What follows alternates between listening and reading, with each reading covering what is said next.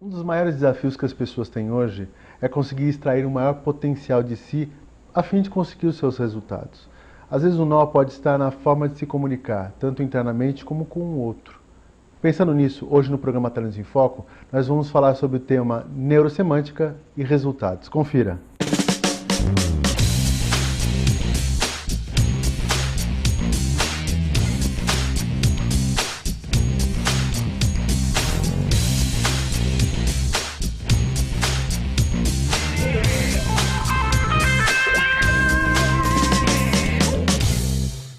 Olá, começamos mais um programa Talentos em Foco e hoje o tema é um tema parece difícil, né? Neurosemântica e resultados. Vocês vão conhecer uma ciência que tem muita coisa boa para trazer para a gente em relação à parte pessoal e profissional. E para a gente discutir esse tema, eu trouxe a coach, a profissional, pessoa que eu já conheço, que a gente já fizemos cursos juntos e tal, né? Que é a Glória Dinja. Tudo bem, Glória? Tudo, obrigada pelo convite. Que tipo de comunicação você está realizando diariamente com você mesmo? Quais são as histórias que você conta para você? A neurosemântica, ela parte do princípio do significado, que somos fazedores de significados. E a partir desses significados, construímos algo que pode nos enriquecer mentalmente e na nossa performance ou não. E quando a gente fala de mentalmente, significa que isso, quando acontece lá dentro, afeta aquilo que a gente faz no dia a dia, é isso? Com certeza. Um exemplo muito rápido e básico, se eu crio um significado acerca da palavra comida, que é uma coisa prazerosa para mim, a partir de crenças e valores aprendidos, quando eu for escolher uma comida, e mesmo a minha relação com a comida vai ser extremamente saudável sobre o ponto de vista médico e fisiológico. Se eu crio um significado pesado para a comida, que é um momento de desprazer, de desconforto, que não é bom para mim, aquele momento que seria de uma alimentação, ele se torna drástico, pesado, cheio de conflitos. Então a neurosemântica trabalha com o significado e o quanto eles influem na nossa vida, como construí-los de maneira adequada e nos tornarmos pessoas autorrealizáveis. Então, quando você fala da questão do significado, isso vem, então, desde pequenininho, né? Desde pequeno. Nos primeiros anos de vida, nós começamos a construir isso a partir dos nossos pais, aprendemos com os pais, avós, com as pessoas mais próximas, através das crenças e valores que eles têm. Então, se nós temos crenças e valores poderosos ao nosso lado, vamos construir significados poderosos. E ao longo do tempo, com a nossa pré-adolescência e adolescência, quando temos contato com o mundo exterior, que começamos a questionar se essas crenças e valores são interessantes ou não. E aí quando você fala, vamos ver, você fala, são poderosas porque elas fazem com que a gente faça alguma coisa ou não? Sim. Quando eu tenho um significado rico acerca de algo, eu me sinto energizada, poderosa, eu tenho condições de realizar o que eu quero. Isso pode então ter envolvimento com a capacidade, isso até... Com a capacidade. Ou seja, a gente acredita que faz e desenvolve a capacidade para. Sim. Mesmo que tenha um preparo físico para isso, ou sei lá. Sim, né? É uma coisa bem interessante separar a capacidade da sua identidade. A identidade tem muito a ver com o seu ser, quem você é. E quando a gente está em jogo, a nossa performance está ligada muito à sua capacidade. Então, um exemplo aí, quando você desde criança, o pai ou a mãe fala muito para você, você não presta para nada mesmo, você não sabe fazer nada direito. Ele questiona. Uma coisa muito interessante com relação a trabalho e tempo de trabalho. Eu já peguei situações em que a pessoa precisava trabalhar muito para ganhar um determinado valor. Quando ela mudou de emprego, ela passou a trabalhar menos e ganhar mais, em um ano ela perdeu o emprego. Por quê? Porque ela aprendeu muito pequena que para se ganhar dinheiro tem que se trabalhar muito. Foi uma crença que caminhou a vida inteira dessa pessoa. E quando ela se viu diante de algo que ela precisava trabalhar pouco e ganhar muito mais, aquilo para ela não funcionou.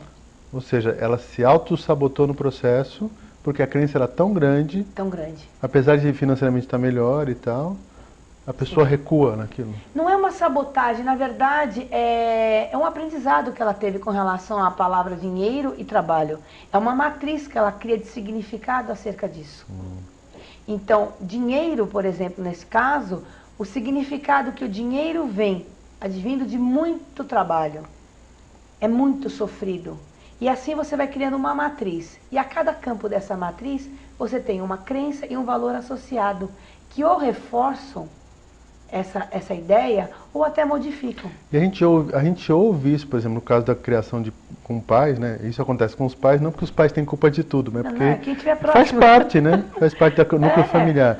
Pelo que se fala e pelo que se vê, né? Então, por exemplo, Sim. se você vê você chega, acorda de manhã, seu pai não está lá, aí você chega à noite, você vai dormir, ele também não está, porque ele está trabalhando, e alguém fala assim, por que seu pai está trabalhando muito, está se esforçando, às vezes ele está com uma cara de cansado, quer dizer, isso tudo para você constrói essa crença que tem que ser muito sofrido, é ruim trabalhar, trabalho tem a ver com sofrimento, não tem a ver com realização, por exemplo, nesse caso específico. Tem que ter muito trabalho. Tem que ter muito trabalho para ganhar dinheiro. É assim, é o que eu hoje entendo de crenças e valores. Eu tenho um sistema de crenças para endossar um valor e vice-versa. É como se a mente da gente, ela não trabalhasse de forma linear. Ela trabalha de maneira autorreflexiva. Ela pensa sobre ela mesma todo o tempo. Então, se eu tenho um determinado pensamento, por exemplo, eu comprei carro para mim, eu comprei um carro e esse carro, eu vou passear com a minha família, mas eu posso correr o risco de bater esse carro, de ter esse carro roubado, mas eu tenho seguro, e o seguro vai demorar 30 dias para devolver. Então a mente, ela vai trabalhando assim sobre o significado do carro. Em determinado momento, eu vou tendo crenças e valores que vão alimentando essas várias camadas. Certo. Dependendo de como isso é formado, eu posso ter um significado poderoso acerca de algo ou não. Se eu aprendo desde pequeno que a vida é muito sofrida, vida, a palavra vida, o que é vida? É vida. Para mim, vida é isso, eu estou viva. Tem relação com... Então eu preciso sofrer para viver. Aí eu aprendo assim, resultado. olha, a vida é muito sofrida. Então, vida, sofrimento. Sofrimento, tristeza, dureza. Então, como é que vai ser a minha construção da palavra vida? Como é que eu vou desenvolver vida? Sempre vai ser sofrido. Então, para mim, um dia, ele não pode ser um dia perfeito. Ele vai ter que ter algum sofrimento. Mesmo que hajam coisas boas, a gente acaba não enxerga, né? Vê. Assim, eu vou ter que comprovar que isso é válido. Então, se eu não sofrer naquele dia, eu vou sofrer no dia seguinte. O significado que aquilo tem para você tem a ver com isso. Isso. Né? A neurosemântica ela aborda significados e fala que nós somos criadores de significados a todo momento. A forma como se cria o significado e como se modifica o significado vai te alterar a sua performance pessoal ou profissional. Certo. Quando você entende a construção disso, você modifica toda uma história. Quando eu falo modificar, é você primeiro aceitar que esse significado foi útil para você até esse momento.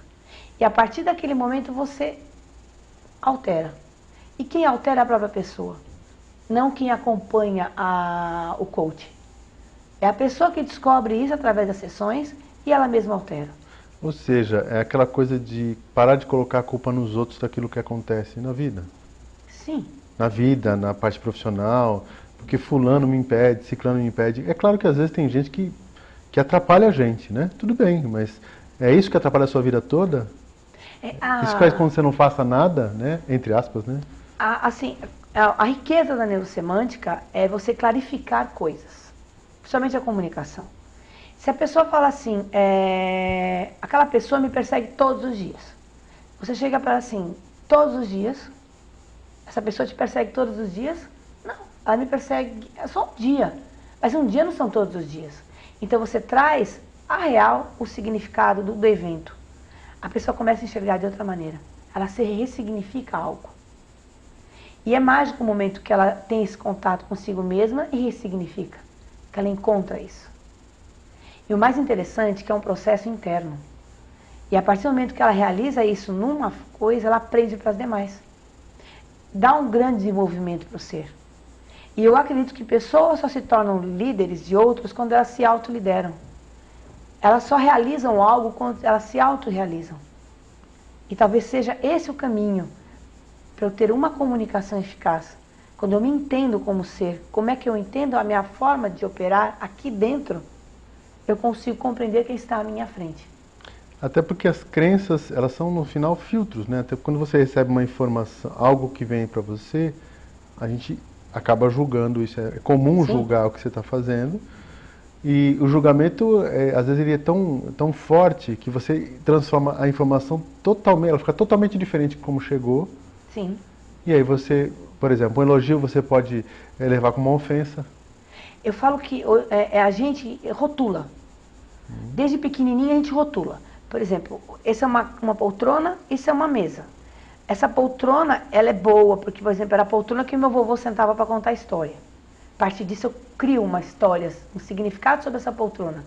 E o significado não tem a ver com a textura e tal, tem a ver com que me relaciona emocionalmente com a situação. Isso, olha só. porque quando eu vou criar isso, a criação disso não é só assim, não é uma coisa pronta. Eu vou ter a imagem da situação, o som, a sinestesia, é tudo junto naquele momento. Sim.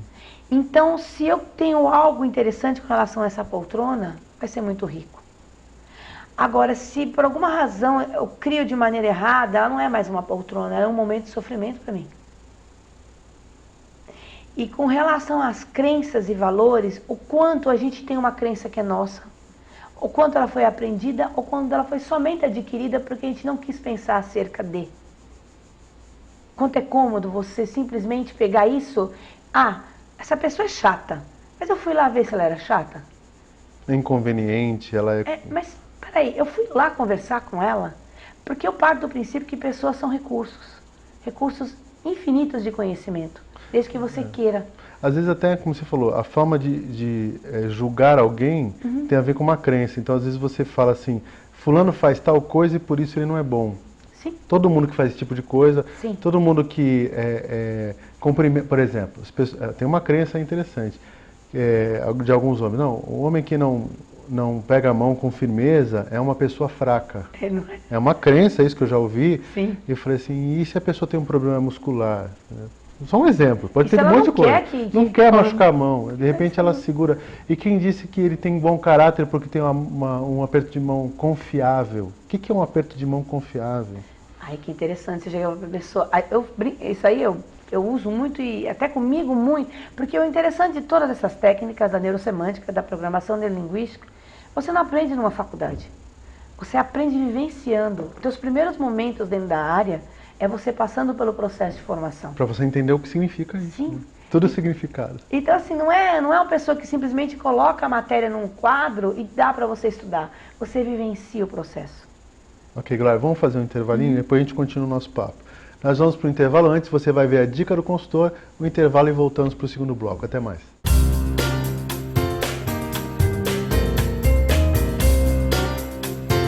Olá, meu nome é Paulo Queja e hoje o tema da dica do consultor é praticando a escuta ativa.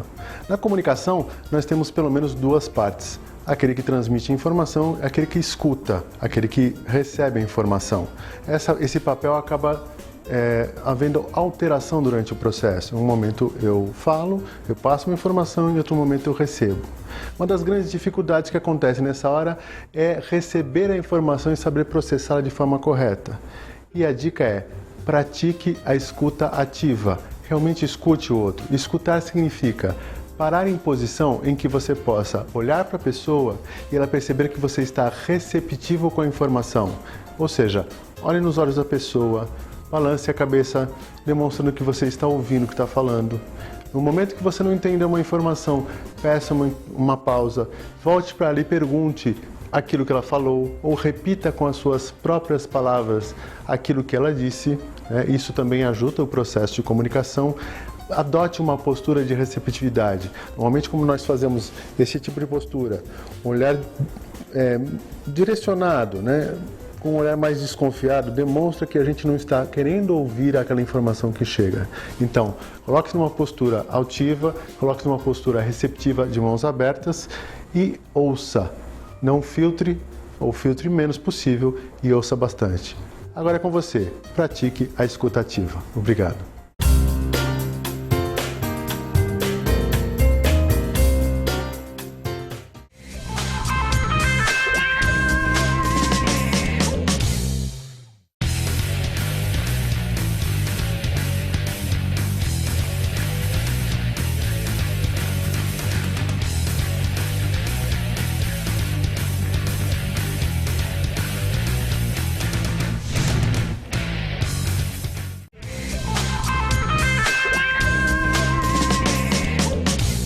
Olá, voltamos com o programa Talentos em Foco e o tema hoje é Neurosemântica e Resultados. Mas antes, vamos falar o seguinte, tem um evento que eu quero divulgar para vocês, que é um evento que é promovido pela ABRH da Regional Baixada Santista. Ele é a abertura dos grupos de estudos que acontecem durante o ano, mas é a abertura das atividades de 2015 também da ABRH aqui da região da Baixada Santista. E tem uma palestra. Vejam bem, é gratuito, qualquer pessoa pode participar, até para conhecer os trabalhos. A palestra é o RH como agente transformador das pessoas, e é a Simone Goliatti que vai falar, então vale a pena você assistir. Dia 10 de março, às 19 horas, lá no auditório do Vista Mar Prêmio, na Alexandre Herculano com a Ana Costa, ok? Então você tem aí o material, dê uma olhadinha também no Talentos em Foco, na verdade, no facebook.com/Talentos em Foco, nós vamos colocar algumas informações que estarão disponíveis para vocês lá no próprio Face do programa. A indicação do livro aqui feita pela Glória é o livro Liberte-se, que você vai ver a imagem aí também, chama Estratégias para Autorrealização, que é o subtítulo, do Michael Hall, que é quem está difundindo, a gente chama de... Ele é o criador, né? Porque hoje em dia o pessoal não fala assim, é o criador, não, ele é o difusor, aquele que... para ele não dizer que ele criou, né? Para a questão de... Como é que é? De ego, né? Não, eu sou só quem disseminou. Na verdade, foi uma pessoa que ralou muito para chegar lá, né? Muito. E você também tem um evento que você vai fazer na sua empresa, né, Glória? Tem. Justamente para o pessoal ter contato com esse assunto, a gente tem o Cine PNL aos domingos, que a pessoa só precisa passar por alguma introdução na área para poder entender. Ele não tem custo nenhum, no caso do Cine. E você participa, a gente seleciona alguns filmes, estamos na 4ª edição e discutimos sobre temas da neurosemântica, PNL, desenvolvimento humano. Qual é a data que vai acontecer? Agora, no próximo domingo, nós vamos ter o filme A Viagem, do Tom Hanks. Dia 8. Isso. Mas as pessoas que têm interesse entrem em contato com a gente pelo site, por telefone, para que a gente possa agendar uma iniciação na área para poder participar. Okay. E a partir de abril nós vamos ter a formação aqui no Litoral, a primeira vez que vai ter, de practitioner em programação neurolinguística e neurosemântica. Nós somos a primeira turma que vai ser feita no Brasil, aqui no Litoral. Nós nos formamos há um ano, basicamente, nos capacitamos para dar esse treinamento. Eu convido a todos, porque vão ser 8 módulos, mais os grupos de estudos.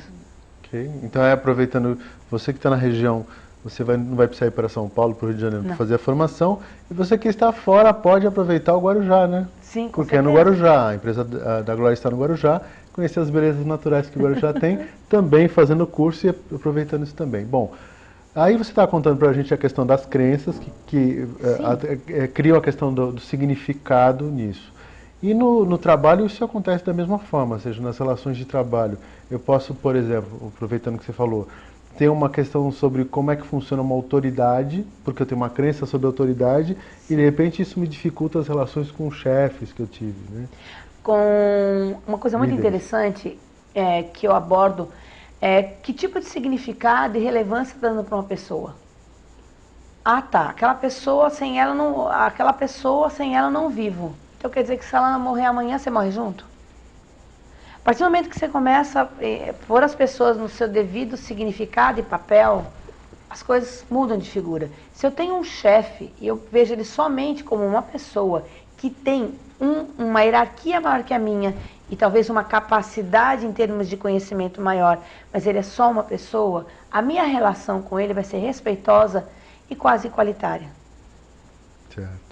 Ele não vai ser um monstro de 7 cabeças, nem nada que eu construí na minha mente e que eu não consigo me relacionar. Nem vai ser a pessoa que está me sabotando, ele é somente um ser humano com uma capacidade tal e um potencial tal que nem eu.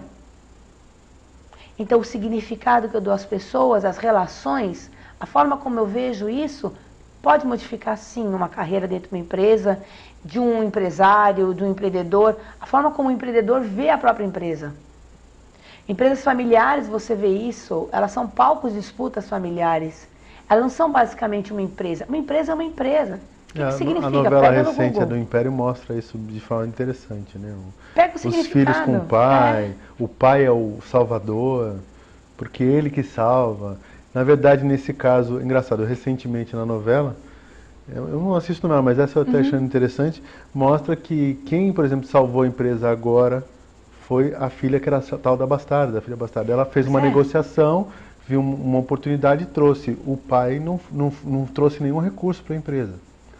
É o cara que descobria as coisas antes. Criou. Eu costumo falar muito assim, que quando a gente vai para o trabalho, nós somos profissionais. No trabalho não tem irmão, não tem primo, não, somos profissionais.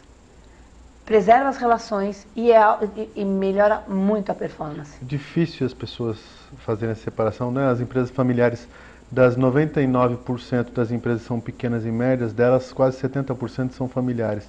E eu passando por essas empresas vejo essa dificuldade, porque escrevi um artigo falando sobre trabalhar com parentes da pé, né? Eu escrevi um artigo sobre isso e na verdade o que o pessoal tem dificuldade é essa mistura. É realmente colocar o irmão, o pai, e aí destruir relações em casa, porque mistura o ambiente, né? E a questão do ambiente também, né? O significado que o ambiente tem, ou seja, a casa não é a empresa. Você sabe uma coisa importante, assim, por que se fala em programação neurolinguística, neurosemântica? O que acontece?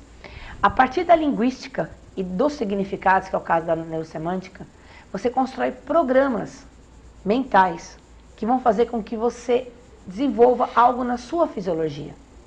Então, para cada coisa, para cada significado que eu aprendo, eu crio um programa.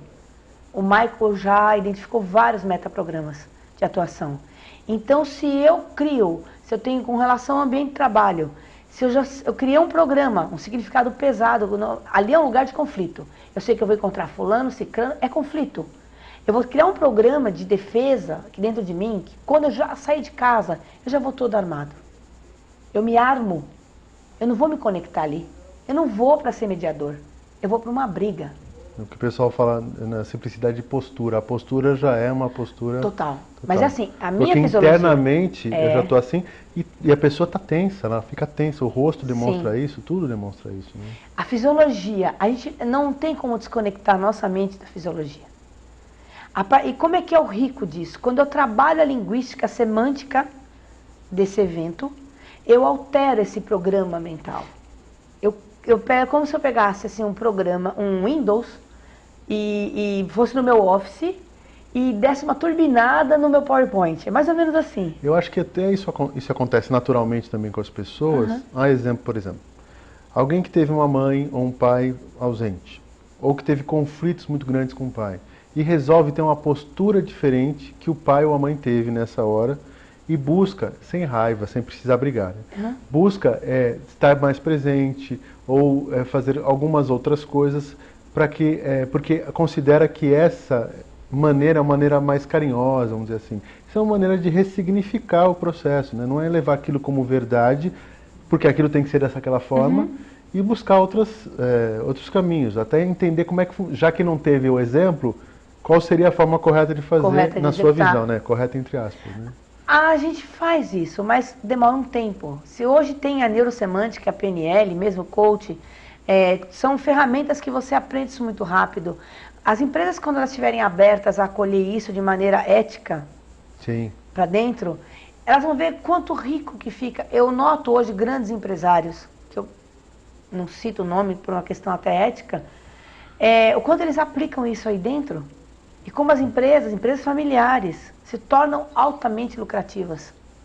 Porque a empresa, ela visa isso. Ela é feita de pessoas, são as pessoas que fazem os resultados. Sim. Até o tema nosso, neurosemântica e resultados. Por quê? Porque os resultados vêm da gente, não vem do resto. Não vem da estrutura física. A estrutura física é construída pelas pessoas.